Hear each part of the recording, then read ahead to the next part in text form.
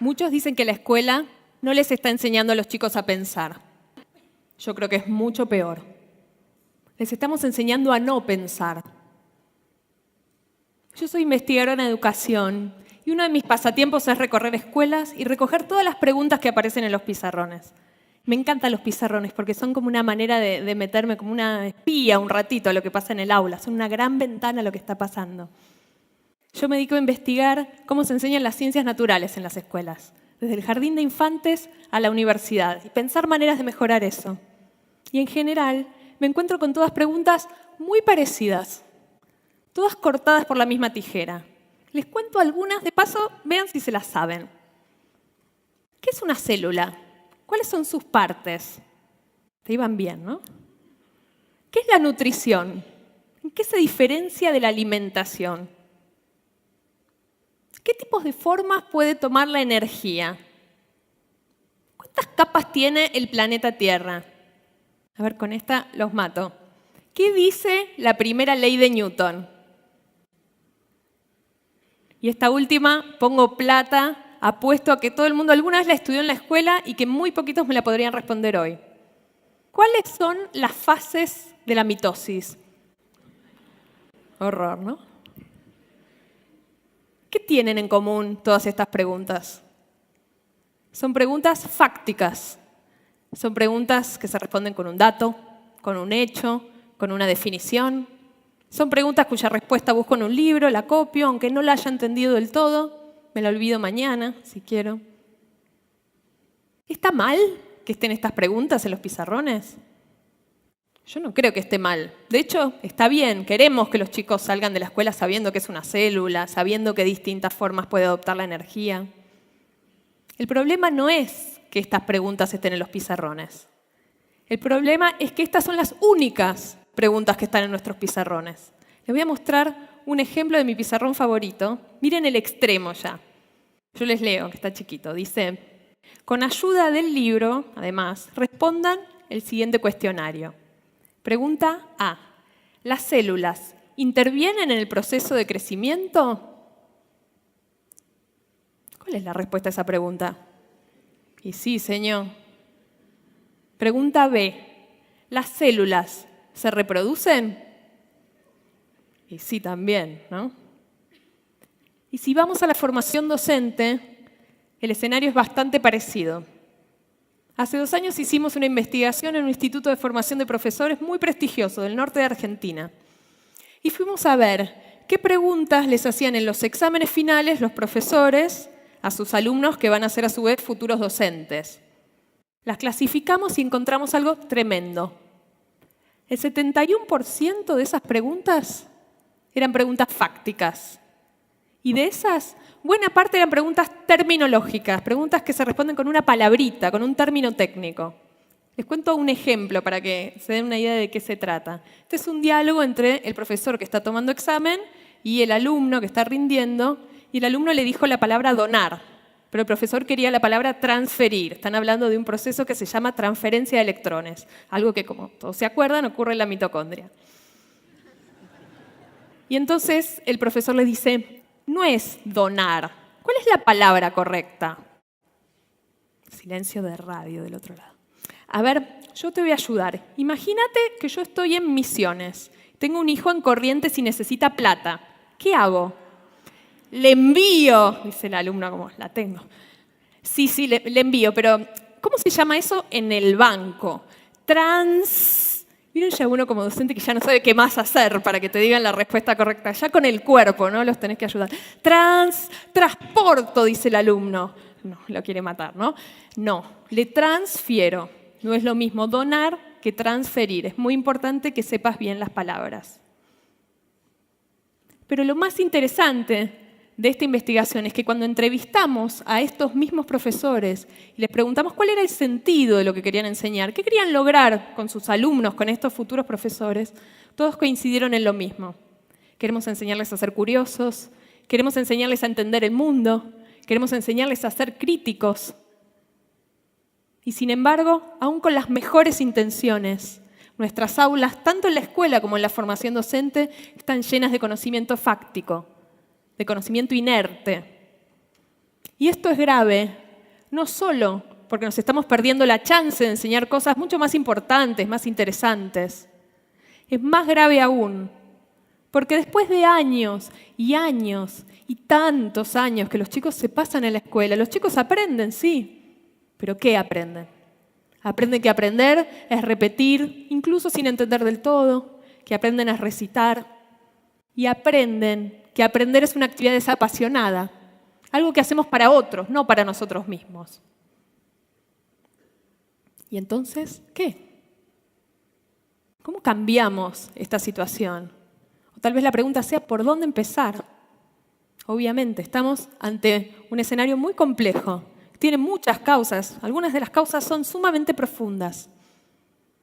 Pero una de las cosas que aprendimos en estos años, de trabajar mucho con escuelas, es que una de las claves está justamente en ponerle foco a las preguntas, en transformar esas preguntas fácticas, esas preguntas muertas, en preguntas para pensar, en casos, en desafíos, en problemas que presenten cuestiones intrigantes, que uno le den ganas de responder.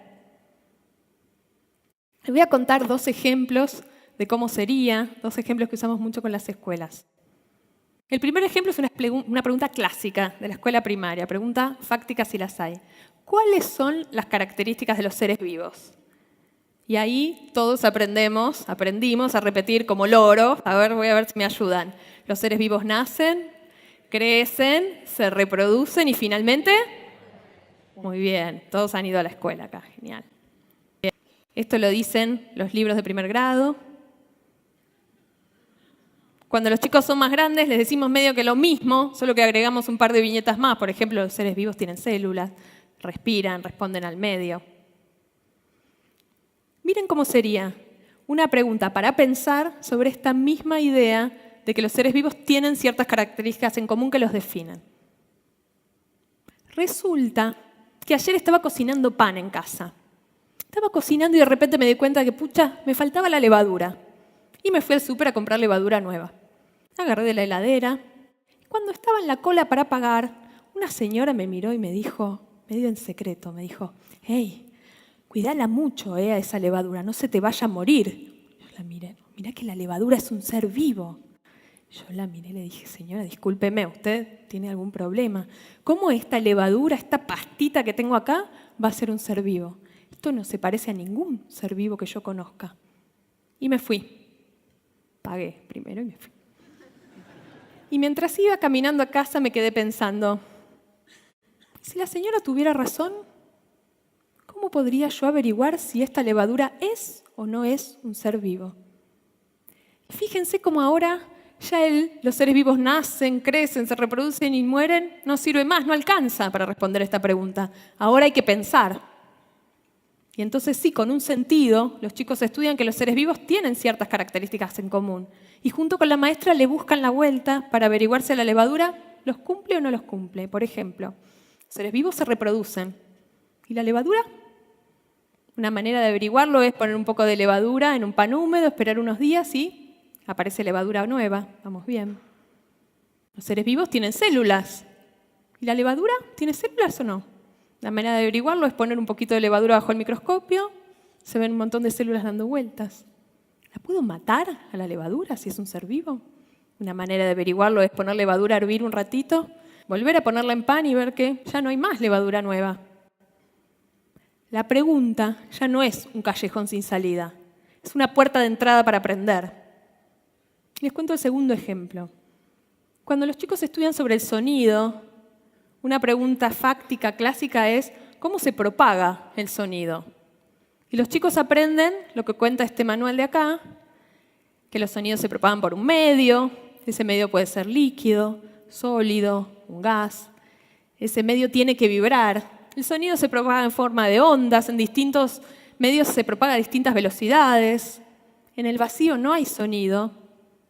Copian, lo cuentan en una prueba, algunos lo entienden más, menos. Fin de la cuestión. Otra cosa mariposa. Miren cómo sería una pregunta para pensar sobre esta misma idea de que el sonido tiene que viajar por un medio que vibra. Y para eso tienen que hacer 1 minuto de memoria, volver a su infancia. ¿Alguna vez jugaron con teléfonos caseros?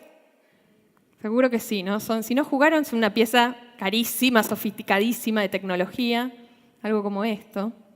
Si no jugaron nunca, este es el momento. Cuando vuelvan hoy a sus casas es muy divertido, muy adictivo. Y de hecho eso fue lo que les pasó a Agustín y a Violeta, 2 hermanos que habían estado toda la tarde en el patio de su casa jugando con teléfonos caseros. Y de tanto jugar y jugar, hubo algo que les llamó la atención. El teléfono, para andar, siempre tenía que estar con el hilo bien estirado. Si el hilo estaba colgando, no funcionaba más. Y se pusieron a discutir. ¿Por qué estaría pasando eso? Y Agustín decía, yo sé, Viole, en realidad lo que pasa es que si el hilo está colgando está flojo, no tiembla, y por eso no llega el sonido. Pero Violeta no estaba para nada de acuerdo. Decía, nada que ver, Agus. Lo que pasa es otra cosa. Cuando el sonido va por el hilo que está flojo, llega abajo, ¡ping!, se cae al piso y no puede volver a subir. Y así se quedaron discutiendo. ¿Cómo podemos hacer para saber quién de los 2 hermanos tiene razón? Y de nuevo, la pregunta abre el camino para aprender y para explorar. Esta pregunta la armé después de trabajar mucho con chicos de primaria, con teléfonos caseros, y siempre pasaba algo parecido a lo que les pasaba a Agustín y Violeta. Muchos de los chicos, les diría, la mitad de la clase, siempre estaban convencidos de que el sonido se caía al piso y no podía volver a subir. Y entonces así, los chicos en grupos se tienen que romper la cabeza para buscar una manera de ver quién de los 2 hermanos tiene razón. Y siempre, alguno de los grupos llega a una solución que es simple pero brillante. Poner el teléfono en posición vertical, parado, con el hilo bien tirante. Hablar desde abajo y escuchar desde arriba. Si Violeta tiene razón y el sonido no puede trepar, ¿qué va a pasar? No se va a escuchar nada. Si en cambio el que tiene razón es Agustín, va a pasar lo contrario, se va a escuchar fenómeno. Lo más lindo de estas preguntas para pensar, creo yo, es que los chicos no solo aprenden ideas, conceptos importantes sobre cómo funciona el sonido, los seres vivos o el tema que fuera. Aprenden capacidades de razonamiento que los van a acompañar toda la vida. Aprenden a debatir, aprenden a resolver problemas junto con otros, aprenden a analizar datos, aprenden a discernir entre distintas explicaciones, aprenden a pensar.